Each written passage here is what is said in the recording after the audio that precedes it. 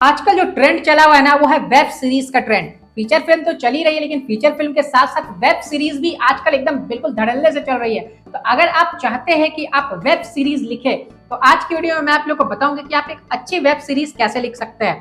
तो वीडियो को पूरा लास्ट तक जरूर देखिएगा, सभी राइटर्स के लिए बहुत इंपॉर्टेंट वीडियो है। चलिए शुरू करते हैं। हाय एवरीवन, मैं हूं आकाश रजक और आप देख रहे हैं आरएस फिल्म्स प्रोडक्शंस। देखिए, सबसे पहले मैं आप लोग को बता दूं कि वेब सीरीज होती क्या है।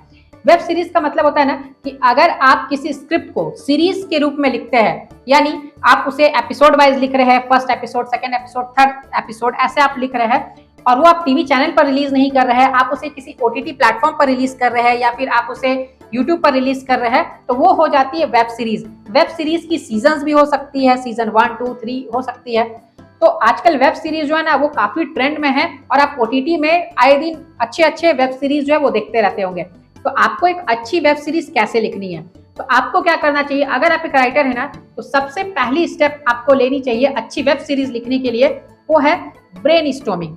यानी ब्रेनस्टॉर्मिंग का मतलब क्या हो गया कि आप जितने भी राइटर्स है, 2, 3, 4 जो भी राइटर्स है, आप लोग एक साथ बैठिए और बैठ करके ब्रेनस्टॉर्मिंग कीजिए, यानी आइडियाज को ढूंढिए। स्क्रिप्ट जो है वो कहां से कहां तक जाएगी, किस तरीके से सीन्स रहेंगे, पूरा आप वहां पर डिसाइड कीजिए। स्टोरी जो है वो कैसे कैसे आगे बढ़ेगी, पूरा आप डिसाइड कीजिए। अगर मान लीजिए कि आपके साथ कोई ब्रेनस्टॉर्म करने वाला नहीं है, आप सिर्फ मात्र एक खुद ही राइटर है, तो आपको खुद के साथ ब्रेनस्टॉर्मिंग करनी होगी। आप खुद में ही सोचिए कि सीन्स जो है वो कैसे जाएंगी, स्टोरी जो है वो किस तरीके से रहेगी।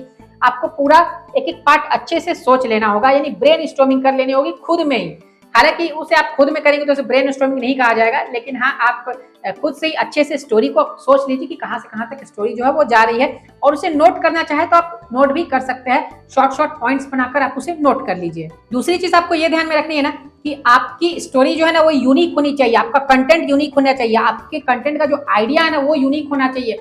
तो आप एक यूनिक कंटेंट ढूंढिए जिसमें अगर आप वेब सीरीज लिख रहे हैं ना तो आपकी वेब सीरीज हिट होने के चांसेस रहे। तो आपको कंटेंट जो है ना वो यूनिक रखना होगा। तीसरी चीज आपको क्या करनी है, आपको उसका एक जोनर फिक्स करना होगा। आप कॉमेडी रख रहे हैं, आप थ्रिलर रख रहे हैं, आप हॉरर रख रहे हैं या फिर आप एक्शन रख रहे हैं, आप उसका एक जोनर फिक्स कीजिए। उसके बाद फिर आप अपनी स्क्रिप्ट को उसके अनुसार ही लिखिए, क्योंकि जोनर फिक्स रहेगा ना तो फिर आप स्क्रिप्ट को अच्छे से लिख पाएंगे।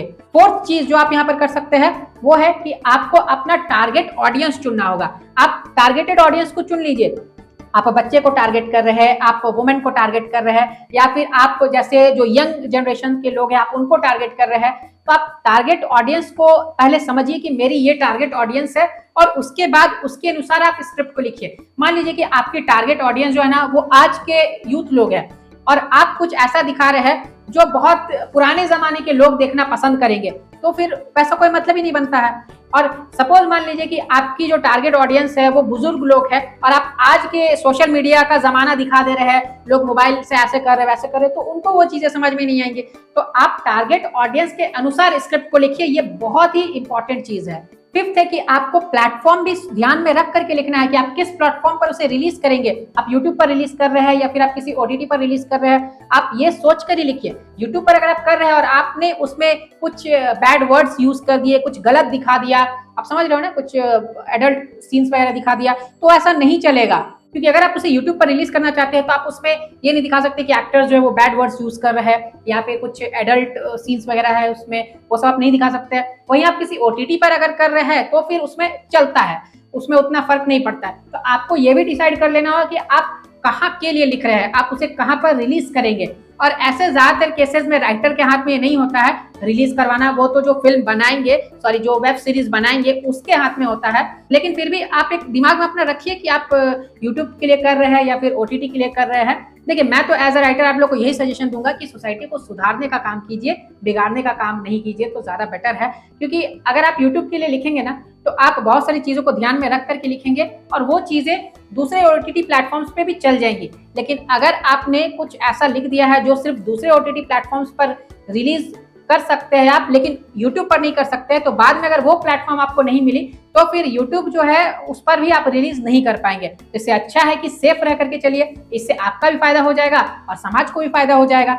ऐसे भी वो सभी चीजें दिखा करके या फिर बैड वर्ड्स जो है वो सब डायलॉग में रख करके भी क्या फायदा होना है, उससे बच्चे जो है वो भी बिगड़ेंगे और आप फैमिली के साथ बैठ करके देख भी नहीं सकते। हालांकि आज के यूथ को, ऑडियंस को पसंद आएगी, लेकिन फिर भी मेरी पर्सनल चॉइस यही है कि ये सब चीजें अच्छी नहीं लगती है। 6th पॉइंट पर है कि आपको अपनी स्क्रिप्ट की लेंथ डिटरमाइन करनी होगी। यानी आप हर एक एपिसोड को जो लिख रहे हैं ना, तो हर एक एपिसोड कितने मिनट्स की होनी चाहिए, 10 मिनट की होगी, 15 मिनट की होगी, वो आप लिखिए। टोटल मान लीजिए कि आप 5 एपिसोड्स लिख रहे हैं, वो आपको डिसाइड कर लेना है कि ये पूरी स्टोरी को मैं 5 एपिसोड्स में लिख लूंगा, और ये 5 एपिसोड जो है ना, इसे मैं कितने मिनट्स की बनाऊंगा, 10-10 मिनट की बनाऊंगा, 15-15 मिनट्स की बनाऊंगा। ये आपको पूरा डिसाइड कर लेना है और उसके हिसाब से सीन्स को लिखते चलना है। देखिए, ये जब आपने डिसाइड कर लिया कि आपको कितने एपिसोड्स लिखने हैं और कितने ड्यूरेशन के लिखने हैं, उसके बाद आपको नेक्स्ट पॉइंट पर आ जाना है, यानी पॉइंट नंबर 7 पर। आपको हर एक एपिसोड के बाद ना एक क्लिफ हैंगर छोड़ना है। अब आप में से बहुत सारे लोग सोच रहे होंगे कि ये क्लिफ हैंगर क्या होता है। क्लिफ हैंगर का मतलब होता है ना कि जैसे ही आप एक एपिसोड को एंड कर रहे हैं ना, तो एंड में आप कुछ ऐसा सस्पेंस रखिए, कुछ ऐसा दिखा दीजिए कि नेक्स्ट पार्ट को देखने के लिए, नेक्स्ट जो आप ने लिखा है ना, वो जो नेक्स्ट पार्ट है उसे देखने के लिए लोग जो है बिल्कुल परेशान हो जाए, वो सोचे कि नहीं मुझे देखना ही देखना है, और वो तुरंत उसे नेक्स्ट पार्ट को क्लिक करके देख ले। ऐसा आपको लिखना है। तो क्लिफ हैंगर उसी को बोला जाता है, यानी जो आपकी एपिसोड है, हर एक एपिसोड में आपको ऐसा करना है। हर एक एपिसोड के लास्ट में आप कुछ ऐसा दिखा दीजिए, कुछ ऐसा सस्पेंस डाल दीजिए जिससे लोग जो है वो आपके नेक्स्ट पार्ट को देखें। हर एक एपिसोड के लास्ट में आप करेंगे ना, तो फिर क्या होगा, आपकी पूरी वेब सीरीज लोग पूरे अच्छे से देखेंगे। तो क्लिफ हैंगर आपको जरूर डालना चाहिए। आपने टीवी सीरियल्स में भी देखा होगा कि जब सीरियल चलते रहती है, तो जब एपिसोड खत्म होने वाली रहती है, तो आगे जो है ना, आगे की एपिसोड को लेकर के एक इधर ही लास्ट में बहुत ही इंपॉर्टेंट कुछ दिखा दिया जाता है, कुछ रहस्यमय, कुछ सीक्रेट दिखा दिया जाता है, कुछ सस्पेंस दिखा दिया जाता है, जिससे क्या होता है कि लोग वो आगे के एपिसोड देखने के लिए बिल्कुल एकदम परेशान हो जाते हैं कि नहीं मुझे देखना ही देखना है। साइड से ढड़न ढड़न ढड़न म्यूजिक आएगी और पूरा एकदम सस्पेंस के साथ वो सीन दिखाई जाएगी, और उसके बाद आप क्या करेंगे, आप नेक्स्ट एपिसोड को देखेंगे। तो आपको वेब सीरीज भी ऐसे ही लिखनी चाहिए। आपने जो टारगेट लेंथ फिक्स किया है ना, जैसे आपने 15 मिनट अगर फिक्स किया है, तो 15 मिनट जब आप पहुंचने वाले रहते हैं ना, तो 15 मिनट के आसपास में आपको क्या करना है, एक क्लिफ हैंगर डाल देना है। अब आप कैसे पता करिए कि 15 मिनट में पहुंचने वाले हैं, तो इसके लिए भी थंब रूल होती है।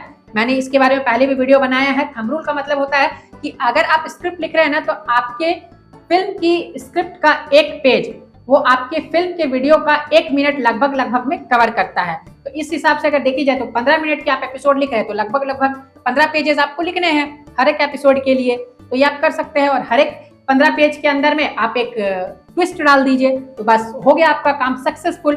तो इस तरीके से आप एक अच्छी वेब सीरीज लिख सकते हैं। ये इस तरीके से आप वेब सीरीज लिखेंगे ना, तो आपकी वेब सीरीज जो है ना, बहुत अच्छी भी बनेगी और वो जल्दी सेलेक्ट भी होगी। जो फिल्म मेकर रहेंगे ना, यानी जो प्रोड्यूसर रहेंगे, वो अच्छे से उसे आसानी से सेलेक्ट भी करेंगे, और जब ये वेब सीरीज बन भी जाएगी ना, तब लोगों को भी बहुत पसंद आएगी। और बाकी लिखने का जो तरीका वगैरह है, फॉर्मेट वगैरह है, वो बिल्कुल सेम है फिल्म की स्क्रिप्ट के जैसा ही, कोई उसमें अलग नहीं है। आप उसी फॉर्मेट में उसी तरीके से लिख सकते हैं।